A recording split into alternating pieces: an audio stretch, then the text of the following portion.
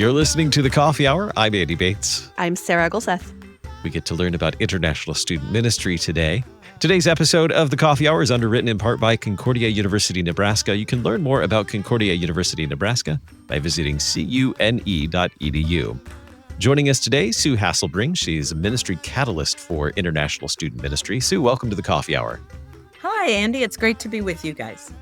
Also joining us today, Ken Bickel. He serves as board president for International Student Ministry. Ken, welcome to The Coffee Hour. Thank you much. Glad to be here. So tell us, why does International Student Ministry, Inc. exist? Who wants to tackle that one? Well, I can speak to it. There are over 1 million international students that are studying in the United States at many different universities and colleges. Others are here as scholars in postdoctoral programs, maybe with the intent to stay, but many plan to go back home because they come from countries where Christianity, for instance, doesn't have free range to move. It literally is the nations coming to us. And so we exist as International Student Ministry Incorporated to support the various places in the United States that are doing outreach to international students or are planning to arrange and manage to do that. And that's one of Sue's main jobs, is to help multiply the sites that exist around the country. Sue, tell us more about that. Yeah, well, there are congregations and campus ministries all across the U.S. that are reaching out intentionally to international students. This work was started almost 30 years ago by Carl and Carol Selly. He was called to serve in Michigan to start outreach among international students at 6 campuses in Michigan. And as he started doing that, he realized that there were already congregations down at Texas A&M and in Normal, Illinois, that were reaching out to international students. And so International Student Ministry Incorporated was formed as a way for Lutherans who hope to or were already ministering among international students to be encouraged, to share resources, to be able to learn together from one another and to grow in what they are in the ministry that they are doing. I'm curious about how both of you got involved with this work. So how did you get involved with International Student Ministry? Sue? Yeah, I got involved in one way when I was a college student back in 1982 at the University of Missouri at Rolla. I was in the library one day looking through the card catalog, and I noticed a man standing next to me who looked to be having some trouble finding what he was looking for. I could tell that he was from another country. And I turned to him. My mother always said, if you see someone who needs help, you offer to help them. So I turned to him and I said, would you like some help finding your book? And he said, oh, yes, please. So we found his book in the card catalog. You know, can you imagine if you grew up if we would go and we were looking up a book in an Arabic language card catalog, how would we do that? I mean, the alphabet's totally different, right? So we found his book and I said, well, do you know where it is in the library? And he wasn't sure. So we wandered through the library together looking for books, and he started to ask me questions. So why do American men wear shorts? And his questions went on and on and on. Why do you drive on the right side of the road? Everyone else in the world drives on the left. Well, not quite everyone else, and so he just had questions one after the other, and I answered them. And eventually he said, so what do you Christians believe? And I was shocked. I had not known this man for 20 minutes. And here he was asking me about what Christians believe. I shared with him, and I never saw him again, but his questions really totally transformed my life and helped me to realize that there were students from around the world that were curious about Christianity and that perhaps I should be more friendly towards them and be willing to answer their questions. I had the opportunity later to give Bibles to an international student from China. And then when I transferred to Concordia River Forest, there was an an English as a second language program on campus. And I was a friend of lots of the international students there. So that's how I got involved. I wasn't officially involved in International Student Ministry Incorporated until 2021, but I served overseas for 30 years. And while I was overseas, whenever I came back to the States, as I was speaking to different congregations, I would say, now there's a university near you, and you could be reaching out to the students at those universities. And one of my friends had started doing that in Flint, Michigan. And Kate Cole was reaching out to international students in Flint, Michigan. And she then served on the board of International Student Ministry. And when they were looking, after Carl Selly died of a brain tumor, they were looking to hire someone to be the ministry catalyst. And Kate said, Stu, you're the person for this job. And so it was through my dear friend Kate that I became the ministry catalyst of International Student Ministry in 2021. Wow. Ken, how about you? How did you get involved with International Student Ministry, Inc.? Well, my actual student contact started when I was teaching in college, but many years after that, Gail and I signed up to be friendship families for some students at WashU, and that was through one of our most developed sites, which is International Student Ministry St. Louis. And we just loved it. It was amazing to us. And it still amazes me that students could be here if they're doctoral students, they could be here 6 or 7 years and never be in an American home. And there's enough within their own culture that they spend their time with each other. They take refuge in that. And frankly, the domestic students it's not an automatic thing to have, excuse me, an international student friend. But wow, was it cool to get together with, 2 Chinese law students, and the conversations included everything. And we still have good friends through that experience. So those of you familiar with St. Louis, is Washington University, which is a major university, St. Louis University, and Maryville University. Lots of opportunity and lots of experience. That's what got me interested when Sue said, well, there's another way you can serve. And that's to be on the board for the organization that helps multiply what these groups do and help support new ones to get them going.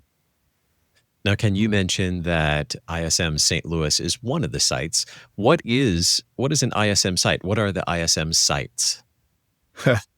They're everything and anything because they sprout. There's no structure that they're given. They're not franchises. And depending on who got inspired and what's available and how close the church is to campus. So it's really just the people that define it. Oftentimes pastors, lay people, each one is different. And so Sue, maybe you can add to that since you're the catalyst. Yeah, well, I would say that a site serves international students in one or more of 4 ways. So some offer a cultural event once a year or once a month. That could be a Thanksgiving dinner to which they invite international students. It could be a hayride, pumpkin carving, Easter egg hunt, a Valentine's party. So some sites put on those once a month events or once a year events and invite international students to that. That's cultural. So the second one would be English as a second language support. So there are some sites that have full-blown ESL classes, and others have what they call conversation groups, where they invite students to come listen to a short presentation about some topic, and then afterward get into small groups and continue discussing and talking about the vocabulary related to that topic. Those topics could be anything from what is tailgating at a football game to, things about American elections. And they just do a conversational topic every week. So our site down in Norman, Oklahoma has a very well-developed English conversation group session that meets every Saturday. The third way that people are involved is through hospitality. And in some ways, this is the most common way. Hospitality includes a wide variety of things. It includes the friendship families Ken already mentioned. It can include offering meals on a once a month or once a week basis for students. For example, Martha Helmreich she's also in Flint, Michigan, reaching out to Kettering University. And she and some of the ladies at her church offer a soup supper for the students on a regular basis. Martha also goes on walks with them. Our site in the ISM site in Columbia, Missouri has, what do they call it now? It's like a household goods free giveaway household pantry. And so the students can come and can get sheets. Many of these students arrive and they immediately have to set up an apartment, and they need stuff to do that with. So sheets, dishes, pots and pans, any household goods. So that's all part of the broad hospitality category. And then the fourth category is Bible studies specifically aimed at international students. Now, some sites don't offer specific Bible studies. They just welcome the students into whatever Bible studies are going on at that Lutheran church or campus ministry. And that works pretty well for international students that are already Christians. But for international students that aren't believers, they very often need to start with Bible studies that are very different to what we would think of as normal Lutheran Bible studies. In a Lutheran Bible study, we say, now this refers to what Moses did, and this refers to what David said, and you're jumping all around the Bible. And it can be very confusing if you have no Bible background. So there are sites that offer Bible studies specifically for international students, usually starting with Genesis, always very open to explaining terms and taking things at the speed that is comfortable for the international students who are involved. So those are the four types of things that international student ministry sites are involved in, and some do other things as well, but most can be categorized in those four ways. We're talking with Sue Hasselbring and Ken Bickel with International Student Ministry, Inc. We need to take a quick break. You're listening to The Coffee Hour. I'm Sarah Gulseth. I'm Andy Bates.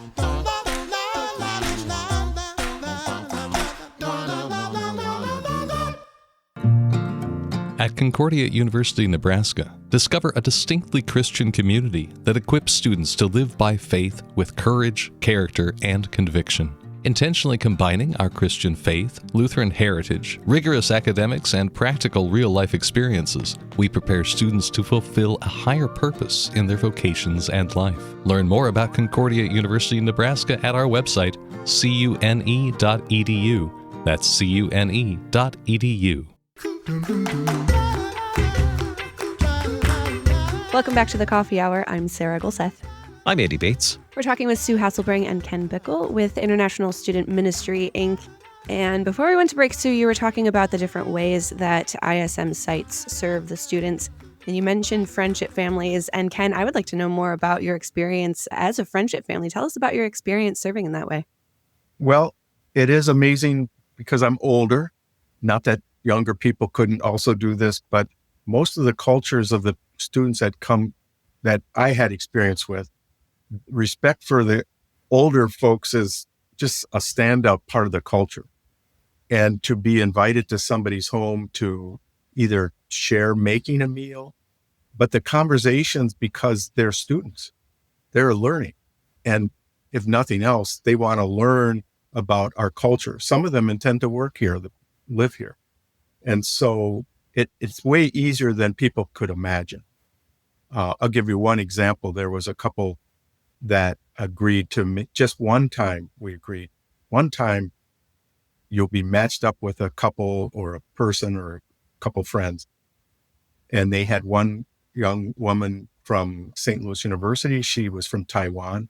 And in the course of no time at all, she was sharing things with them about her struggles, her personal feelings, her loneliness. And I just remember talking to this couple.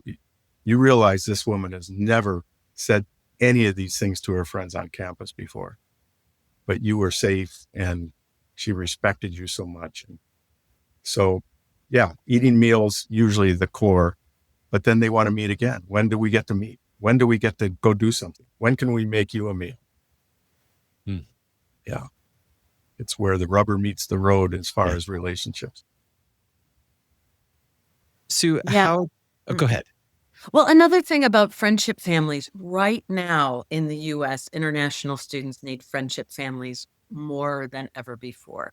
The students are just so confused, so concerned about the various things that they're hearing in the news. They don't know if they'll still have visas. They don't know why. Some of their friends are losing visas. They need someone who will come alongside them, who will offer to pray for them. You know, many of us as Lutherans, we feel a little bit hesitant about saying, oh, could I pray for you? Or we'll say, well, I'll pray for you. And we pray for them privately. But these students, if they're sharing with us about a concern they have, I find that if I say, could I pray for you about that? They say, oh, yes, please. Whether they're Hindu, Buddhist, Muslim, atheist, they will all say, yes, please. And then I say, could I pray for you right now? And then I pray, just saying back to God the very words that they said to me, just a couple of sentences, and, then say amen. And then I assure them that I will continue praying for them. And I get back in touch with them and I ask, how's it going? And this is something that any of us can do. I love what one of my pastors always said. Pastor Welther used to say, the prayer that all of us should pray the most often is, Jesus, help me. And that's basically what we can do for our international friends who right now are feeling a lot of stress and a lot of concern. So, I just really want to encourage people that if you see someone from another country, be extra friendly. Don't be shy about talking to them. They don't even have to be a student for you to be a friend of someone from another country. Refugees, immigrants, even professors who have been here for years and are citizens now would still appreciate friendships with other Americans. And so I would encourage you, if you see someone who's different, say hi, smile, ask them a question. And who knows where God might lead this, but all of us need friends. And I have just been blessed by the many friendships with international students over the years. So just to comment, this is what Sue does out and about the country, helping people understand this at the site level, that this is what's calling them through the Great Commission. And we don't get to do that very often unless she and I and our board are actually participating in a local site. Basically, we're helping others connect with each other and share how those things work. Yeah. And part of what I do, is to offer, just consulting to any Lutheran that would like to start getting involved in ministering among international students. So I can do a Zoom call with a group. I can visit them one-on-one. We find out what resources they have, who are the people who are interested, start thinking about what their next steps would be. And then we also invite them to participate in our monthly Zoom calls. So we offer Zoom calls on different topics almost every month of the year, where site leaders or volunteers can join in and discuss some topic that is relevant to ministry among international students. And then another thing that we do is we have our equipping conference once a year. This year, we decided to offer it immediately after the campus ministry pastors training that the LCMS is putting on out in Irvine, California. So they're going up until noon on the 30th. And after that, we're doing an 8-hour equipping conference for international student ministry to help both those who are already involved and those who might be interested in becoming involved to gain more skills in ministry among international students. Last year, we held it in Oklahoma, and we had a 2-day event. But this year, we decided just to do a shorter one. So anyone that will be at that will be out there in Irvine is welcome to sign up for our equipping conference. Very good. Tell us about the in-depth Bible seminar that's coming up as well, hosted by International Student Ministry, Inc. Yes. So the In-Depth Bible Seminar is an opportunity for international students who have been engaging with Christians for 4 to 6 months at least, sometimes longer, who are either new believers or who are ones who have been reading the Bible, studying the Bible, learning a lot, but are not feeling comfortable professing faith perhaps at this time. There are so many pressures on many of the international students from family and from government situations that for many of them, that is just a huge step. But anyway, they are invited to come to St. Louis for a 6-day in-depth Bible seminar. It's being led by Reverend Larry Vogel and Reverend John Carley. And we will be, just spending 6 days digging into the Gospel of John and also covering aspects of Christian life and faith. Lutherans might call it catechesis, but that is something that that term is not familiar to international students. So we're talking about Christian life and faith. And then at the end of that, they'll go back to their home congregations that they've been connected with already. And we just believe that this time away, well, they've told us in the past how much this means to them, how much it strengthens their faith and helps them grow in their love for God's word, in their confidence in praying.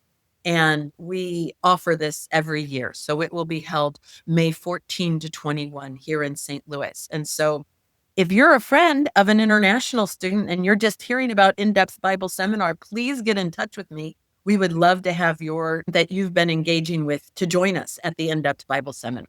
We have up to 20 students participating, and most of them register in the last few weeks. So it's always a bit of a question how many we're going to have. But they're all looking for summer jobs or internships or might take classes in the summer. And so it's often hard for them to make a commitment to come until closer to the date. That sounds like a really exciting opportunity. And I know you mentioned some details about the equipping conference, but once again, can you give us the dates and the details for that one as well? Right. So the equipping conference will be May 30th at Concordia Irvine, and it will run from 1 p.m. to 8 p.m. You can go online to isminc.org and then click on the homepage. There will be a place you can click on the equipping conference, or you can just add, I always forget if it's a backslash or a /equip after our isminc.org. I guess it's a /equip is a way that you can find more. And there's a link to our registration page there. Or you can email me at sue@isminc.org. Fantastic. Those are really great opportunities. And if people are hearing this and want to be more involved, I know you said they can email you. What are some conditions or ideal things that maybe people can be looking for in their congregations or their communities, maybe to spark some ideas of becoming more involved? Right. Well, I would say anyone who lives within 30 minutes of campus can become involved in ministry among international students. If you like driving, then you can live an hour away and commute. But usually, living within 30 minutes is helpful. So then other things, people who are just friendly, who are willing to reach out to people who are a bit different than you.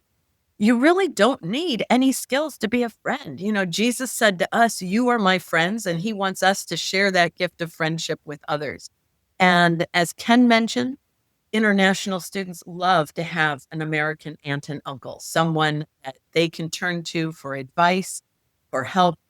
But families with children also love having international students to their home. Their children just grow in their awareness that the world is not just whatever town they live in the United States, but the world is a much bigger place. And they learn about other cultures. They learn about other holidays. People of all, and university students also. We strongly encourage university students to just be intentional about being a friend of one international student. In fact, I go to the LCMS youth gatherings and I dress as an international student and I engage with the youth at the youth gatherings, inviting them to sit down for a cup of tea with me. And then I ask them questions that an international student might ask, some of the same questions I've been asked over the years, and let the students respond to me. It's been amazing to see the impact that makes on some of our youth. And some of them have gone on then to be intentional about being friends of international students. Our guest today, Sue Hasselbring, Ministry Catalyst for International Student Ministry, Inc. Sue, thank you so much for joining us today. Thank you. And Ken Bickel, Board President for International Student Ministry, Inc. Ken, thanks for joining us today. Thank you. You've been listening to The Coffee Hour. I'm Andy Bates. I'm Sarah Gulseth. The Coffee Hour with Andy and Sarah is a production of KFUO. To support The Coffee Hour and KFUO Radio, visit KFUO.org. You can also text KFUO to 41444 or send an email to gifts@KFUO.org. And you can call us at 800-844-0524. KFUO. Christ for you, anytime, anywhere.